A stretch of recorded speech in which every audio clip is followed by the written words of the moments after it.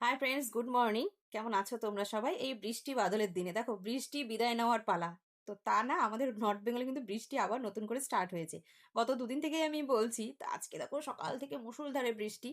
গুড্ডু সকাল 6:30টার সময় টিউশনই ছিল, কিন্তু যেতে পারিনি। অ্যাকচুয়ালি আমিও ডাক দিইনি, কারণ এত জোরে বৃষ্টি হচ্ছিল যে টিউশন যে পড়াবে স্যার সেও আসতে পারবে না, কারণ মুষলধারে বৃষ্টি হচ্ছিল আর বাজ পড়ছিল। তো তারপরে ছিল 8:30টার সময় ওর আরেকটা টিউশন। ও তো সকালবেলা ফ্রেশ হয়ে খাওয়া দাওয়া করে, খাওয়া দাওয়া বলতে কি শুধু ছাতু শরবত খেয়ে ও চলে গেছে পড়তে। আর এদিকে আমি চলে এসেছি এখন আমার কাজ করতে। আজকে আমার হেল্পিং হ্যান্ড আসবে না, সকাল সকাল ঘুম থেকে উঠে এই খবরটা আমি পেয়েছি।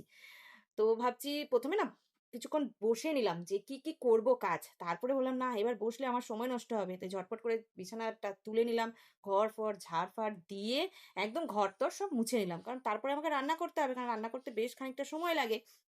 তোমরা জানো, যারা যারা রান্না করো তারা তো জানো রান্নাঘরে কিন্তু আমাদের মহিলাদের সব থেকে বেশি সময়টা কাটে। আমার তো ভাই তাই কাটে, তোমাদেরও কি তাই কাটে?